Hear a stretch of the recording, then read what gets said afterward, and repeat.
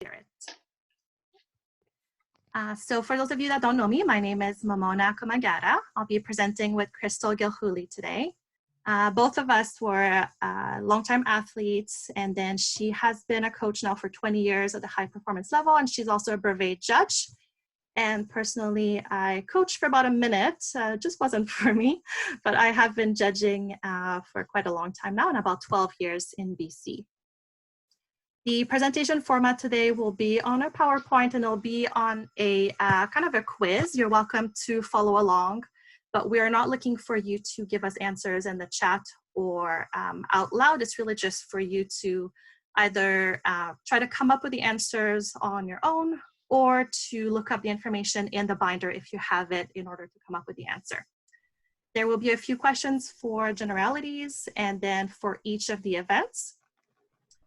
And then after each of the sections, there will be some time to ask questions, please using the group chat function. And with that, I guess we'll get started.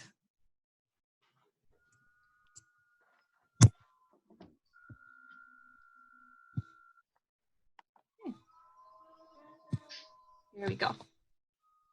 So for generalities, the first question, a gymnast lands an element in a deep squat, takes one large step backwards, and then falls on her bum.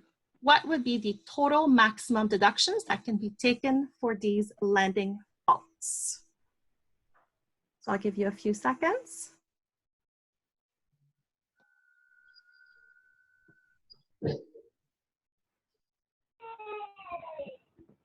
Again, if we can make sure that everyone is muted, please.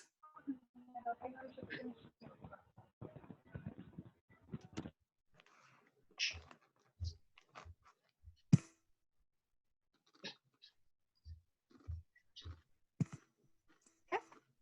So the answer to this question would be a maximum of 0.8. So there's of course a 0.5 for the fall, and I think that everyone is probably aware that if there are steps leading to a fall, we are not taking the step deduction, just the fall. However, something like a deep squat would be taken in addition to the fall if it was there as well. So in this case, the exact reference to this would be in your book on Beam, page 28. Towards the top, it talks about the deep squat, and it mentions that it would be taken in addition to the fall. Now, it doesn't say that in other places in the book. It only mentions it on the Beam. However, at the Canadian level, we did have a clarification, and it's part of all of the judging courses, that we would apply this particular rule to all of the events. So that is the explanation. Moving on to the next question. A gymnast executes a beautiful turn on one foot, but her heel drops after completing 271 degrees. What value part, so that's A, B, C, D, will she receive? And should any execution deductions be taken?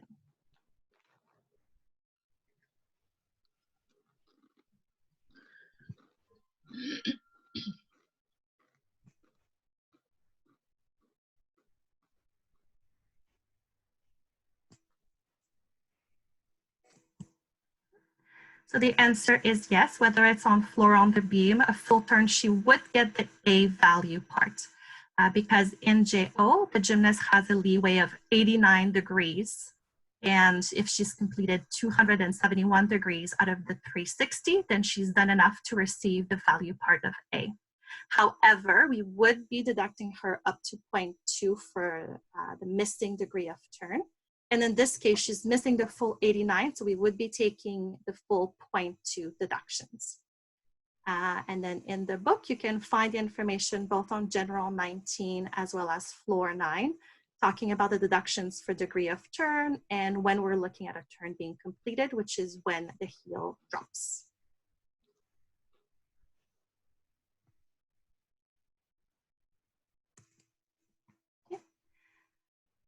For generalities number 3, after a fall on uneven bars, when does judging resume?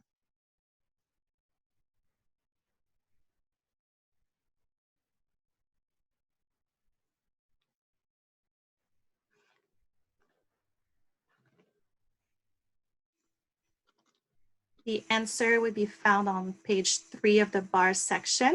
And the judging would resume with the performance of an element from the JO code of points. And this is something that I still see as being either forgotten.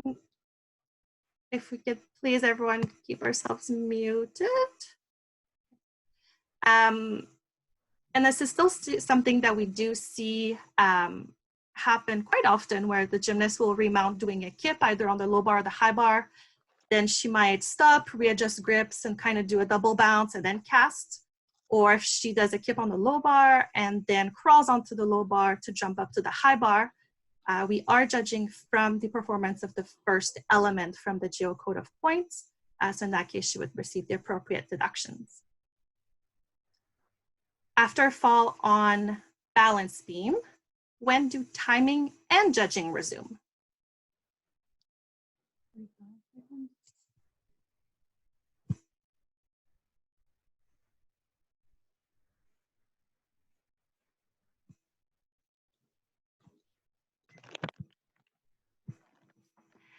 So the answer would be with the first movement to continue the exercise. So that means that between the time that the fall time ends and the time that the routine time resumes, there might be a few seconds lag. In fact, the gymnast could jump back up on the beam after a fall, stand up on the beam, not move for half an hour, really, and the time and the judging wouldn't resume until she actually resumes the exercise. Now, of course, that's something we shouldn't see.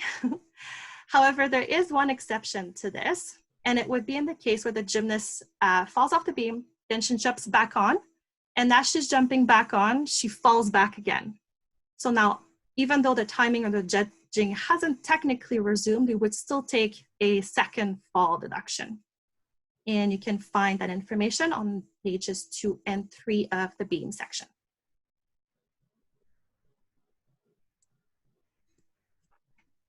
Okay. A JO8 athlete attempts a Shaposhnikova, does not touch or catch the high bar, and falls to her back. What penalties will ensue? So we're talking about this skill where she'd be starting on the low bar facing away from the high bar, doing the free hip to counter swing to try to catch the high bar. And in this particular question, she did not touch the high bar at all.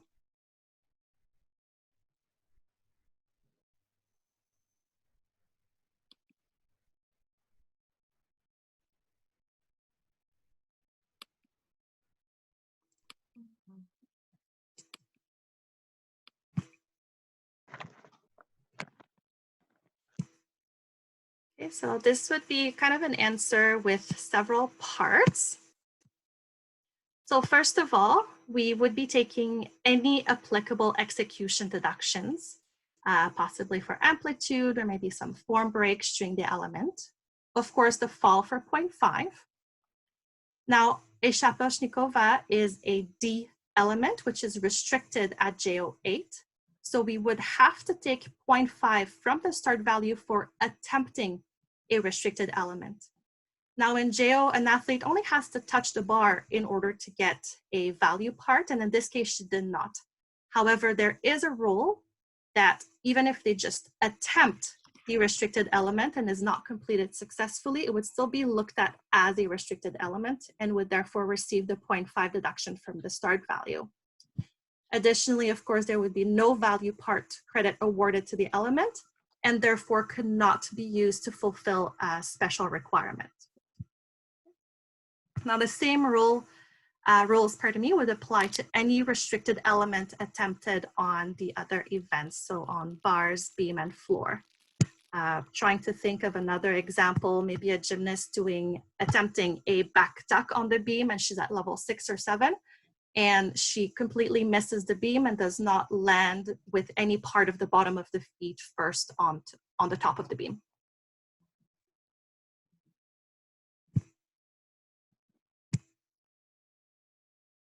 Does anyone have any questions regarding generalities? If you can type it in the chat, I'll give you a few moments.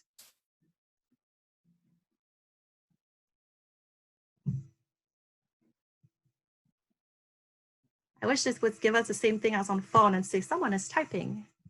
Oh, looks like no one is.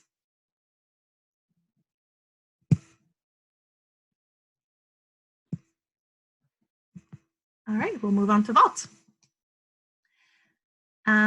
So the first question for vault. A JO8 athlete performs a perfect front handspring, and the judges give it a perfect 9.0.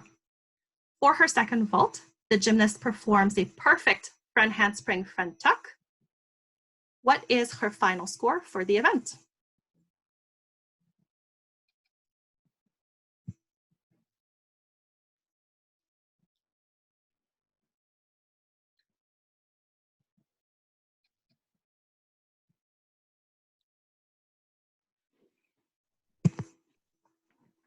And the answer would be 0 or void. So at JO8, the front handspring front tuck is not one of the vaults that they are able to perform. It's not listed on that list of vaults that in the JO8 vault appendix. And in the JO system, any performance of a restricted vault will automatically give the event a 0, even though they had a score, they could have had a score for another vault. So in this case, restricted vault, therefore she has 0 for the event.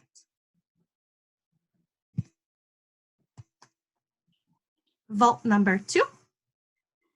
On her first attempt, a gymnast performs a vault without being signaled from the apparatus chief judge. However, both judges on the panel saw the vault clearly. Will her final score on vault be affected by this?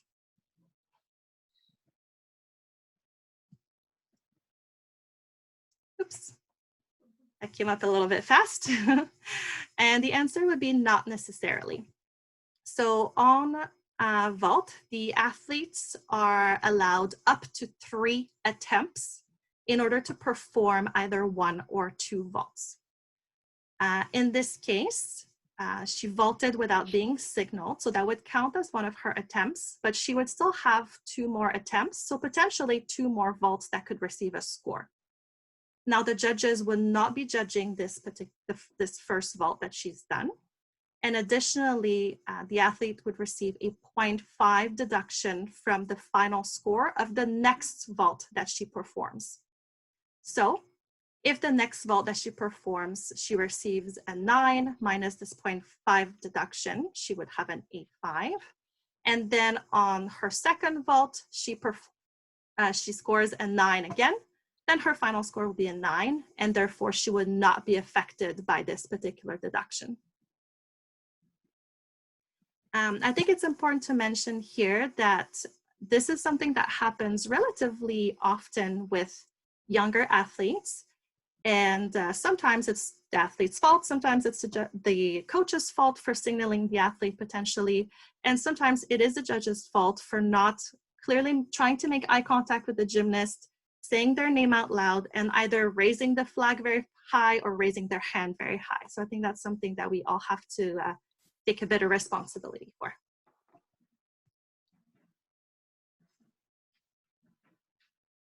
Any questions for vault specifically?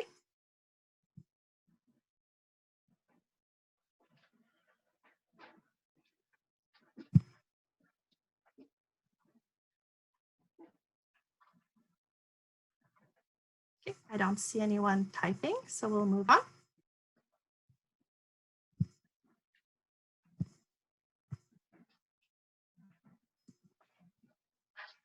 Okay, for uneven bars.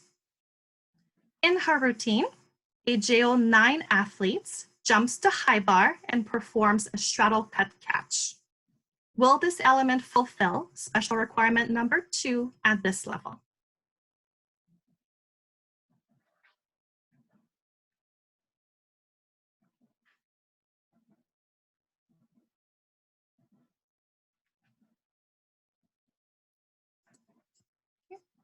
So the answer is no. If you go to the page, which is bars 22, that lists the JO9 special requirements, for special requirement number 2, it says to refer to the JO10 special requirements. And that's listed on bars 21. There, it does note that the straddle cut catch is considered a flight element, but would not fulfill the special requirement number 2 for the levels. That means for 9 and 10, it would not count. Now, following up on this, a JO10 athlete performs a straddle cut catch as a mount. Will this element fulfill special requirement number 2 at this level? Well, after the answer that I just gave, I would assume that the instinct is to say no. However, since the question is there, well, the answer is yes. If you look just a little bit below where we're just looking at on bars 21, it does say that mounts can be counted for this flight requirement, including the straddle cut catch as a mount. Okay, so that's a bit of a funny exception here. And I should note that for level 8, it does fulfill the flight requirement, regardless whether if it's performed as a mount or in the routine.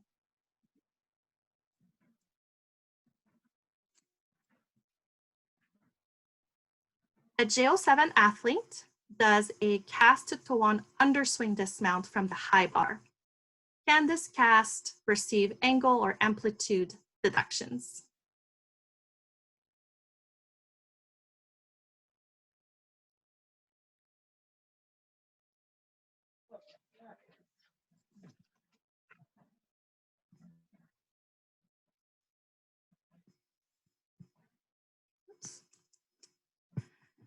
So the answer is yes. And we have the reference on bars 10 because we do know that the exception would be the cast squat on to catch the high bar. That particular cast would not be deducted for the angle.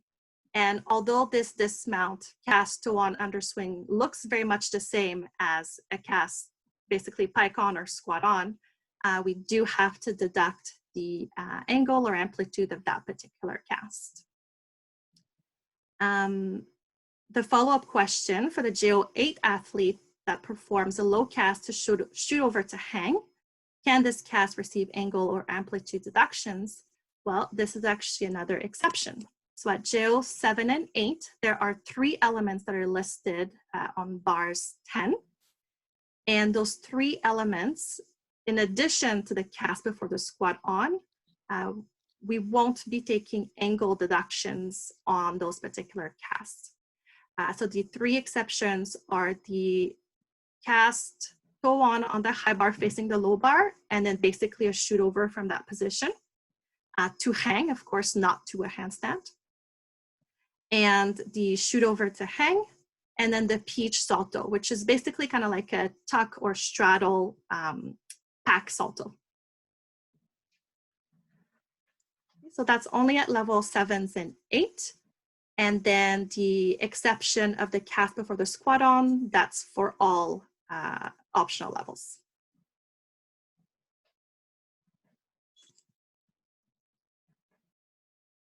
Here's a true or false question. For Stalder, circle backward to clear support, and pike sole circle backward to clear support. So the Stalder circle and toe-on circles that don't reach handstand. The angle of completion is determined by looking at a line from the shoulders to the lowest body part.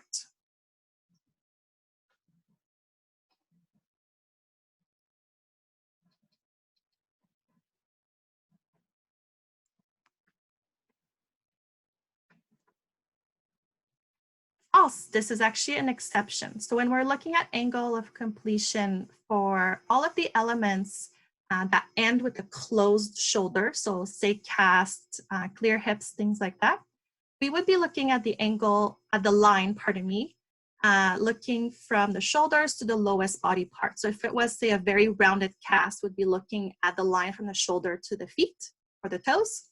If it was a really archy cast, then we might be looking at the line that's formed by looking from the shoulders to the stomach area. However, for Stalder circles to clear support and pike sole circle to clear support, we're looking at a line that's formed by the shoulders to the hips. So that might be something to consider for some of you coaches. Most people at the lower levels, especially, are really just working on free hips, but knowing that the deduction might be quite a bit lower for stalders and toe-ons, maybe we can start to see a little bit more of those at the, especially level 6s and 7s.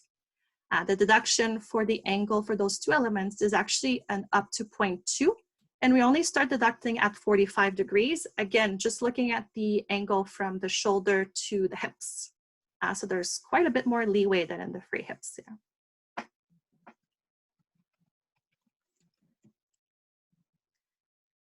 Can a cast to hop grip change to handstand count as a flight element and therefore fulfill a flight special requirement?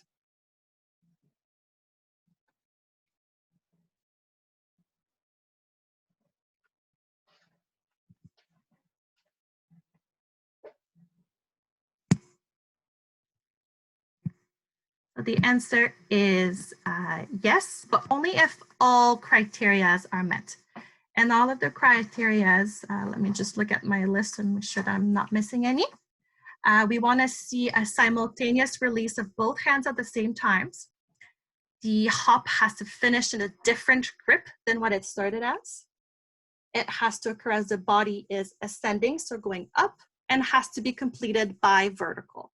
So as long as those 4 criteria are met, then the cast hop grip change, which is a C, would count as a flight element and fulfill the special requirement.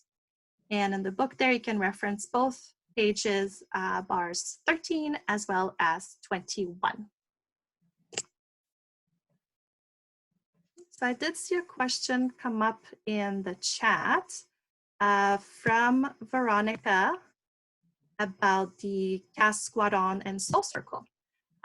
So actually, in optional, the cast squat on and the soul circle are definitely considered 2 different elements and would be 2 A's. So say a gymnast that does kip, cast, squat on, soul circle to catch a high bar, we're looking at 3 A's there for the kip, the squat on, and the soul circle.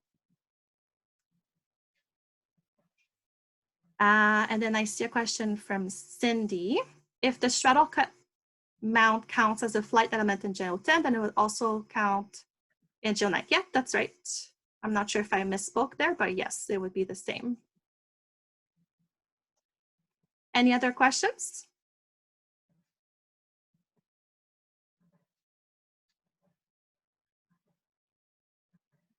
All right. So with that, I will pass it over to Crystal. Thank you. We're going to get started with beam.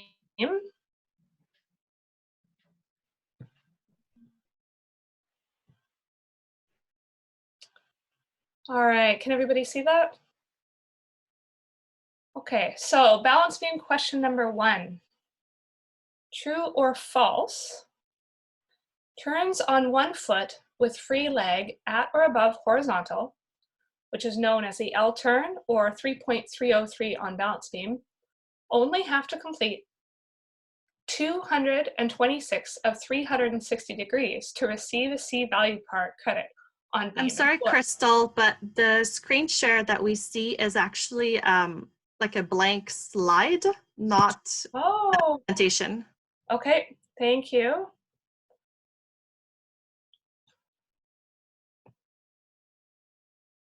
There we go. You're on, there we go. Perfect. Okay, thank you. You can still hear me okay? Yes. All right, thank you. All right, let's try again. So true or false, turns on one foot with free leg at or above horizontal, which is known as the L turn or 3.303 on balance beam, only have to complete 226 of 360 degrees to receive a C value part credit on the beam and B on floor. So take a look carefully at those numbers of degrees and see if you can come up with the answer. And if you're at the Tom Cole Clinic, that will give you a bit of a hint.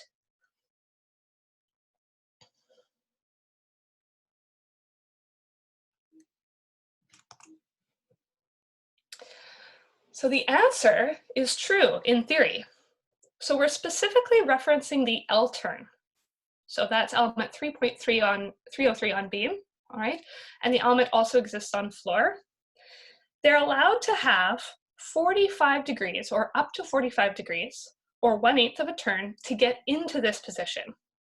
Then, of course, as we learned from Generalities question 2, they can miss 89 degrees or less for up to 0.2 of deduction. Added together, they only have to complete 226 of the 360 degrees. However, this does not mean that the L turn, the leg can come up on time and then later miss 134 degrees later. It can only be missing 89 degrees at the end and have 45 degrees of leeway at the beginning. And another note that this applies to the leg at horizontal only, not leg help turns. All right, balance beam number 2. Can a mount on the beam count towards reducing the choice of dance not up to competitive level composition deduction?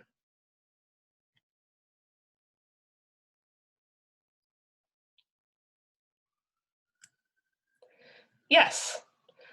In all of the beam elements, there is the number or the letter D next to the title.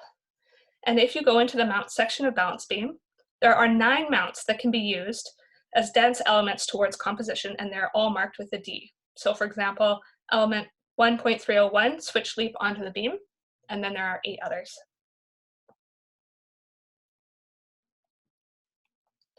All right, question number 3. So there's 2 separate questions, 2 parts to this question. What types of elements can judges award a comparable value part credit to when not found in the JO code of points? What types of elements? This also applies to floor.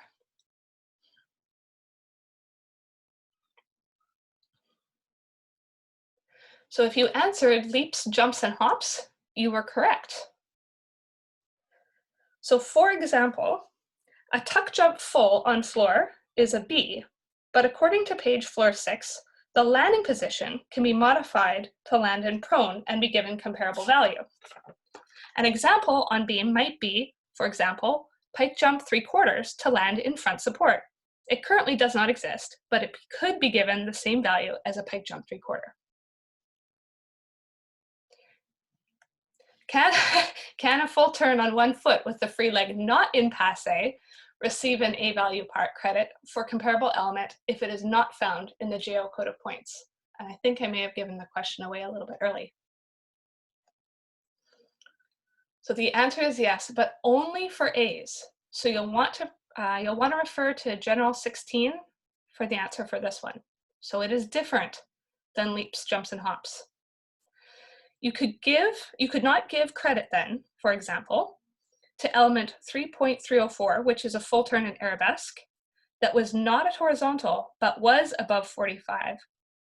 You could not give it a B. You could only give it an A.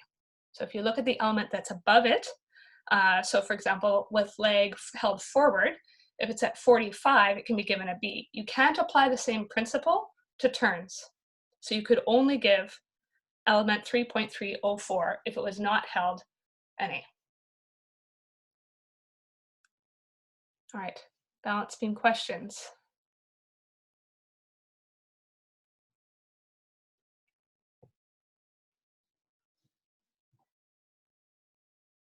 Okay, I don't see any. We'll move on. All right, floor. How many options does an athlete have if there is a music failure during their floor routine? So there's lots of coaches who have been in this situation, lots of judges who have dealt with this situation. How many options does the athlete have? What can they do?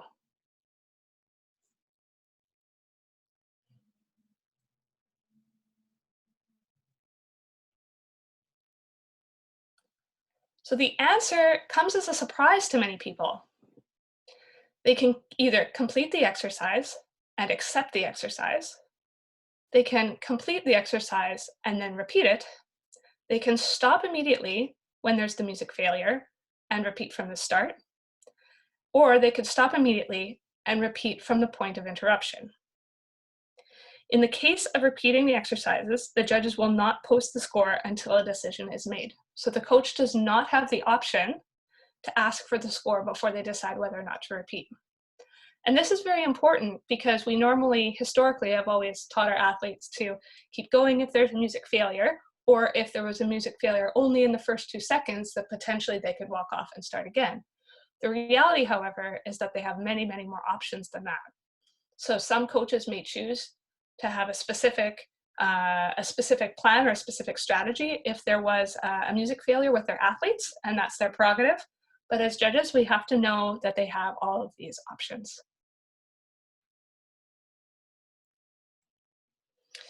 Floor question number 2.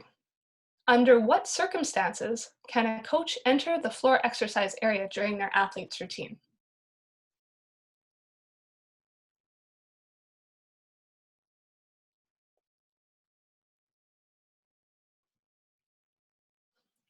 So I think we all know the obvious one, which is to move a mat.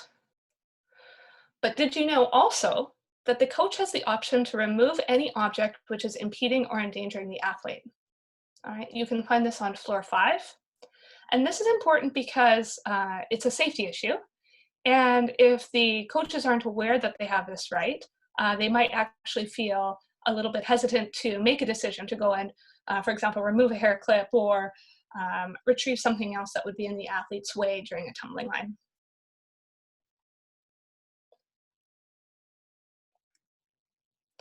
Floor number 3.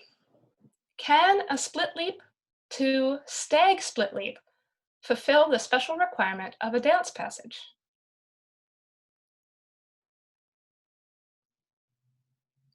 I'm going to give you a little bit of time to look this one up because it's a bit tricky.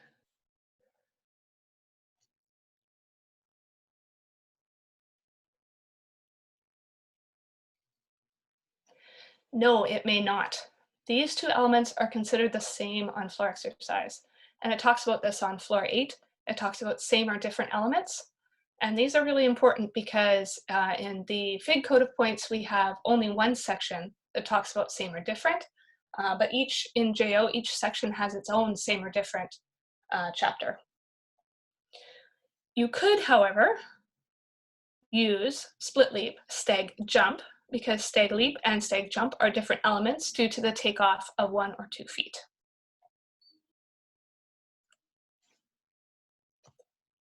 Floor number 4. An athlete pauses for 2 seconds before her last acro line. Then she performs a perfect round-off back handspring full twist, but she takes 1 uncontrolled small step close backwards. What are the total maximum deductions for this part of the routine? And I'll give you a little bit of time to check this one too.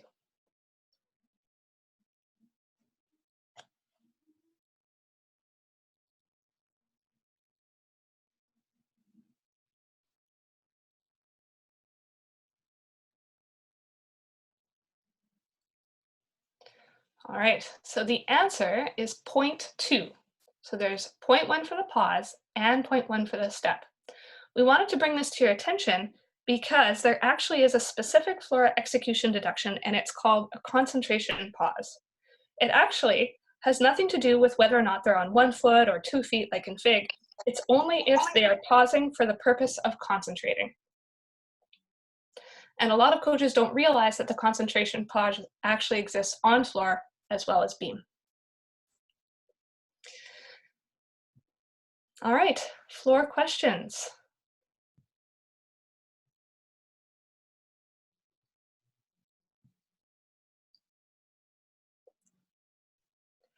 All right, so it looks like we're actually done a little bit earlier than we planned. We thought that this might have gone on a little bit further. But that, Momona, would you like to talk about our next series of judging webinars? Sounds good. I guess you can just leave the slide up there. I do see a question that's come up here. Oh, there it is. Yeah, a few questions there. So we have the first one. I guess, Crystal, if you want to answer since you're doing the floor section, from Veronica. If the gymnast stands resting and moving her hands, would that be a deduction? So that's an excellent question, and one that was brought up to Tom Cole a few different times. And he said that that's the reason that they specifically labeled it a concentration pause. The intention is that the athlete is concentrating. So if she's resting and moving her hands with choreography, if she's doing choreography, then of course it is not a deduction. So in theory, there should be a way to do choreography that allows the athlete to rest in some way without it clearly demonstrating that she is pausing or resting. Perfect. And then the next question, I think. Yeah, follow-up question about the concentration pause from Mizzotti. I'm not sure if I'm pronouncing that right, sorry. Does it still count if the gymnast is waiting for the music? If it appears that the athlete is pausing, then yes, it still counts. So I would advise coaches to, again, come up with a strategy, just like they do for other events, that if something was a little bit behind or a little bit in front, that they have a strategy for managing that. However, again, if it's a music failure, then it goes under the music failure category.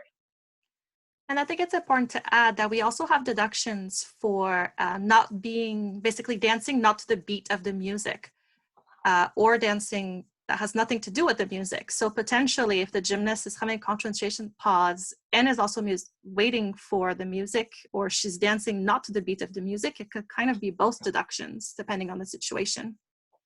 Absolutely. There was one more that said, how long can the pause be without deduction? So on floor 26 is where we reference this, and it's under the specific floor execution deductions, and it lists 2-second pause. So 2 seconds, up to 2 seconds without deduction. And then to make the differentiation between floor and beam, on floor, the 2 seconds, anything 2 seconds or more is just a 1/10. Whereas on the beam, exactly 2 seconds is 1/10, and more than 2 seconds is 2/10. So that's quite a large deduction there. Thank you. Any other questions? Okay. So just as a reminder, this recording, including the PowerPoint, basically the video, the audio recording, everything will be posted on the Gymnastics BC YouTube page in the next couple of days. You can also email myself or Crystal directly if you'd like a link. In terms of next judging webinars, we are going to try to alternate between doing video practice and doing this type of kind of theory presentations. And we'll do once a week, and I think it's going to be on Thursdays. So the next one that we're working on is for next Thursday, and it's going to be a JO3 judging practice. Then the following week theory, then practice, and then so forth. For the video practice type sessions, what we'll do, since it seemed like there was always a bit of a lag with the video through Zoom, is that I'll send all of the video links a couple days before the webinar, so you can hopefully get that done on your own time. And then we will review the scripting and talk about them during the presentation. And then again, if I can ask if anyone has any suggestions of topics or things that they're really wanting to see that's judging related, please do let me know. I am taking the lead on these presentations. So, oh, Carol, yeah, that's a good one. So Carol's suggesting the switch split full versus split full. So I think we can definitely include that in a future presentation. And again, if you have any other suggestions, you're welcome to email me at M for Momona Komagata, which is my last name, Komagata. I'll put it in the chat as well at gymbc.org. And if there's no other questions, that's it for today.